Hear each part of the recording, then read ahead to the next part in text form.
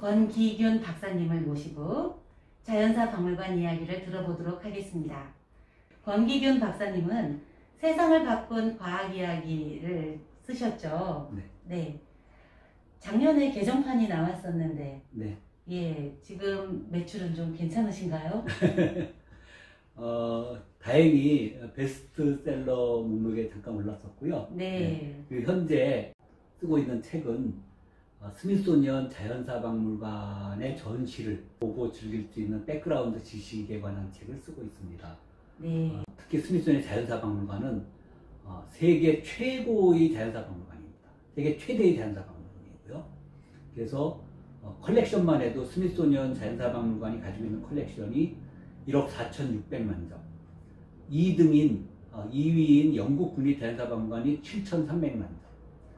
3위인 프랑스 국립자연사박물관이 7천만 점 가지고 있는데 1억 4,600만 점이니까 가장 큰 자연사박물관이고요. 네, 앞으로 시리즈로 연재해서 저희가 방송을 송출할 예정입니다. 그런데 자연사 하면 동물도 있고 식물, 화석, 광물 여러 가지들이 있는데요. 네. 제가 요즘 가장 갖고 싶은 게 하나 있습니다. 네. 네, 광물 중에서 보석. 예. 네. 혹시 세상에서 가장 유명한 보석이 있나요? 예. 지금 세계에서 가장 유명한 보석이라고 하면 아마 미국 워싱턴 DC의 스미소니언 자연사박물관에 있는 호프 다이아몬드가 될 것입니다. 호프 다이아몬드는 1년에 600만에서 800만 명 정도의 사람들이 매년 그걸 보러 찾아옵니다. 가장 큰 다이아몬드라고 하면 호프 다이아몬드가 아니라 태국 왕이 가지고 있는 골든 주블리라고 하는 다이아몬드입니다. 이거는 크기가 545.67캐럿짜리입니다. 545.67캐럿이요? 예, 엄청나게 크죠. 네. 그런데 호프 다이아몬드는 이거의 10분의 1도 안 되는 45.52캐럿입니다. 그렇지만 이게 훨씬 더 유명한 보석입니다. 광물, 암석, 보석까지 치면 약 60만 점 넘게 가지고 있는데요. 보석과 관련되어 있는 보석과 광물 컬렉션은 약 10,000점 정도가 됩니다. 그리고 이 전시실들에 약 3,500점이 전시되어 있고 이것들 중에서 가장 유명한 게 역시 호프 다이아몬드거든요. 근데 이 호프 다이아몬드를 귀하게 여기는 이유는 또 하나는 이 호프 다이아몬드를 스미소니언 자연사박물관에 기증함으로써 다른 유명한 보석 소장가들이 스미소니언 박물관에 보석을 기증하기 시작했습니다. 호프 다이아몬드는 블루 다이아몬드입니다. 예, 우리가 보통 다이아몬드 하면 다 무색 투명한 광채가 빛나는 다이아몬드를 생각하잖아요. 네. 그런데 실제로는 그런 무색 투명한 다이아몬드는 다이아몬드 광석 중에서 2%밖에 안 돼요. 그리고 98%는 다 불순물이 좀 섞여 있어서 약간의 색깔을 띠게 됩니다. 그래서 우리가 보통 2%의 다이아몬드를 가지고 보석으로 얘기를 하고 있고요. 나머지 그 98%는 색깔이 있는데 이 색깔은 99.95%의 탄소와 0.05%의 불순물로 이루어진 것들입니다. 불순물이 끼어 있었던 거군요. 예. 그런데 그 0.05%의 불순물 때문에 이 다이아몬드 광석의 색깔을 갖게 됩니다. 그런데 이렇게 색깔이 있는 다이아몬드 광석 중에서 약 10만 개 중에 1개 정도만 보석으로서의 가치를 갖게 됩니다. 전체 다이아몬드 광석 중에서 2%만 우리가 보통 무색 투명한 다이아몬드를 쓰고 나머지 있는 것 중에서는 10만 개 중에 1개 정도만 색상이 있는 다이아몬드가 되는 거고요.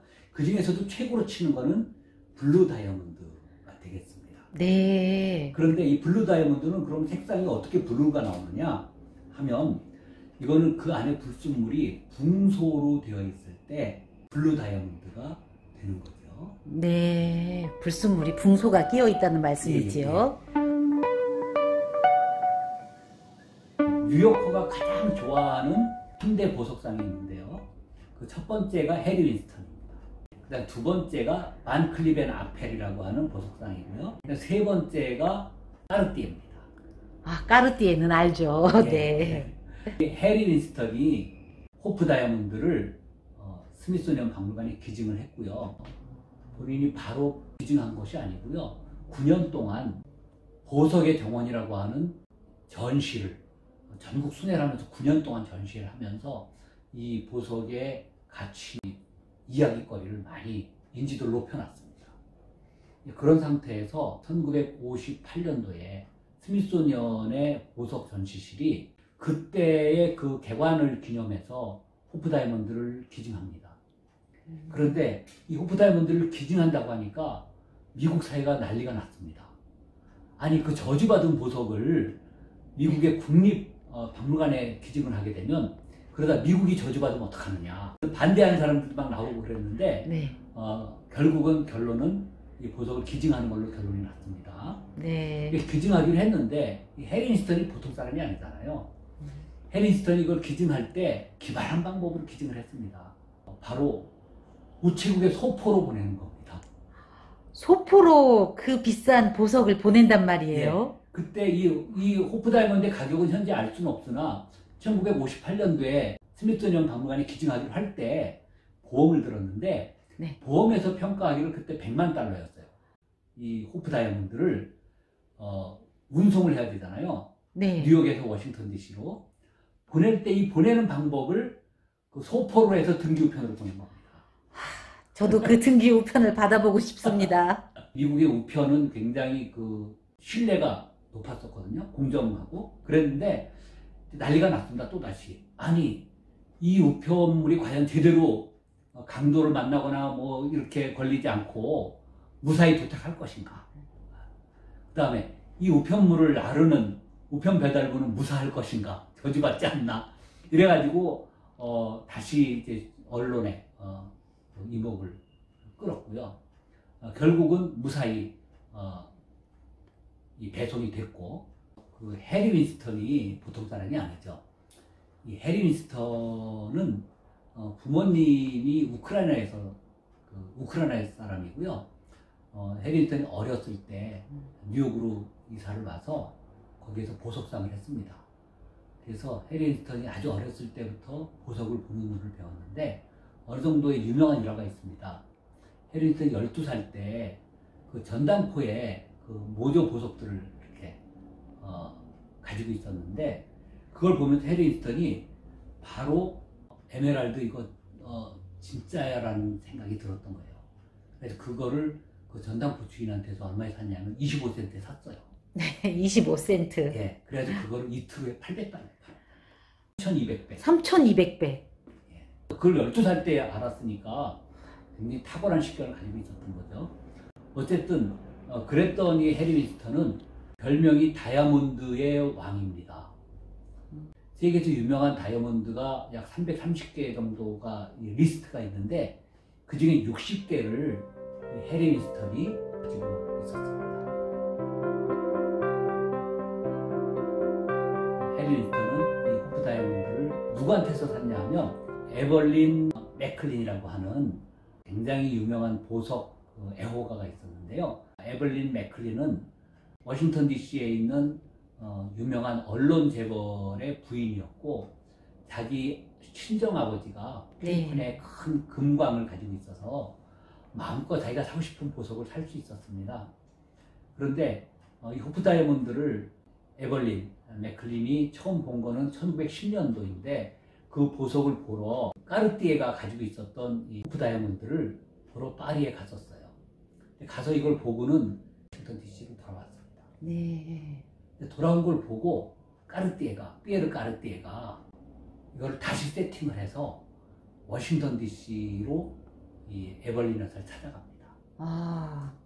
이 보석을 이렇게 새로 세팅해 왔는데 한번 주말에 한번 가지고 계셔보세요 하고 맡겨놓고 옵니다. 이때 호프 다이아몬드가 유명한 이유 중에 하나는 이 보석을 가진 사람은 다 불행하게 됐다고 하는 저주의 전설이 있다고 하는 얘기를 해줍니다. 아, 저주요? 예. 절대 갖고 싶지 않을 것 같은데요. 네. 다이아몬드에 얽힌 보석 저주의 얘기를 까르띠에가 에벌린 여사한테 했거든요.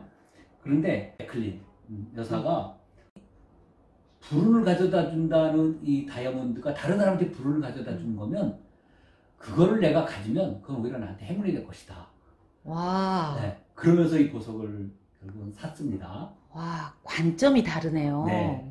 근데 그 까르띠에가 해줬던 이 저주받은 보석이라는 얘기가 어떤 내용이냐면 우선 루이 14세가 이 보석을 소유한 지 얼마 안 돼서 천연두로 사망했다고 이렇게 얘기합니다. 아, 근데 사실 이거는 사실은 아니에요. 네. 루이 14세는 1715년도에 사망할 때까지 72년 동안 왕자에 있었던 사람입니다. 네. 5살 때 왕이 돼가지고. 네. 그랬고 이거를 이어받은 루이 15세는 아무 이상 없이 잘 살았고요. 루이 16세와 마리 앙뚜아네트 이 두 사람이 단두대의 이슬로 사라졌거든요. 그래서 불행하게 됐다. 그 다음에 이걸 또 구입한 헨리 필립 호프라고 하는 보석 수집가이면서 은행가가 있었는데 이 사람도 호프 다이아몬드를 가지고 나서 결국은 파산했다고 얘기하는데 사실 그냥 파산한 게 아니고 70년 후에 파산했습니다. 그러니까 어쨌든 파산했다고 얘기를 했고요. 그 얘기를 이렇게 에벌린 여사가 다르게 해석을 해서 기꺼이 받아들였던 거죠. 네. 다이아몬드는 그렇게 귀한 이유가 있습니다. 우선 다이아몬드가 만들어지려면 굉장히 높은 온도와 굉장히 높은 압력 속에서 순수한 탄소로 이루어져야 됩니다. 자연에서 다이아몬드가 만들어지려면 적어도 우리 지표면에서 150km 밑으로 들어가야 됩니다. 150km 땅속으로 들어간 정도에서의 뜨거운 온도 1200도씨 정도 되는데요. 그 정도 되는 그 용암 속에서 얘가 만들어진 겁니다. 그리고 그 압력 속에서 인조 다이아몬드가 만들어지려면 적어도 온도가 1300도씨 정도에서 만들어낸다고 해요. 이게 땅속에 있어가지고는 다이아몬드로 표출이 되지 않습니다. 화산이 터질 때 이 땅속에 있는 다이아몬드 광물이 그 마그마를 타고 용암을 타고 지표로 나와야 됩니다. 그때 나오는 속도가 시속 70km 이상의 속도로 나와야 됩니다. 그런데 그 시속 70km 이상의 속도로 지표면으로 나왔을 때 그때 첫 번째 위기가 있는데요. 그 위기가 뭐냐 하면 이게 그때 다 바스러질 수 있습니다. 센 압력 때문에. 네. 네. 그런데 그때 무사히 이 다이아몬드 광물이 킴벌라이트라고 하는 광물에 포함돼서 나와야 됩니다. 네. 그런 게 첫 번째고요. 두 번째는 이때 나오는 속도가 네. 시속 70km 이상이 돼야 하는데 이하로 나오게 되면 이게 여러분들 다 아시는 이 탄소로 된 순수 탄소로 된 게 다이아몬드도 있지만 우리 흑연? 연필심, 네. 흑연도 있고 또 숯도 있잖아요. 네. 근데 이게 시속 70km 이하로 나오게 되면 이게 그라파이트, 흑연으로 바뀝니다. 네. 세 번째는 이게 킴벌라이트 속에 그 다이아몬드 광물이 같이 들어가 있는 거거든요. 광석이. 네. 근데 이게 비 맞고 바람 맞고 하면서 이 킴벌라이트에서 다이아몬드가 드러나야 됩니다. 네. 그래서 발견이 돼야 되니까 굉장히 어려운. 네. 그래서 귀한 거죠. 네. 오늘 말씀 감사합니다. 예, 감사합니다. 네. 박사님 앞으로 나올 책도 기대가 되고, 네. 네. 앞으로 또 연재가 될 이 자연사박물관 이야기도 기대가 됩니다. 네. 나폴레옹의 부인이 누군지 아시나요? 조세핀 아닌가요? 네. 실제로 조세핀이 나폴레옹의 부인이어서 황제 대관식 때도 네. 왕관을 받았죠. 네. 그랬는데 실제로는 두 번째 부인이 또 있습니다. 아, 예. 예. 그 두 번째 부인이 마리 루이즈인데요. 네. 이 마리 루이즈에게 결혼식 때 나폴레옹이 선물했던 왕관, 그리고 또 그 두 번째 부인 마리 루이즈가 나폴레옹의 아들을 낳게 되는데요. 네. 그 아들을 낳아서 그 축하한다고 네. 하면서 이 목걸이를 선물했는데 다이아몬드 목걸이와 세트를 선물했는데 그 보석 이 두 가지가 네.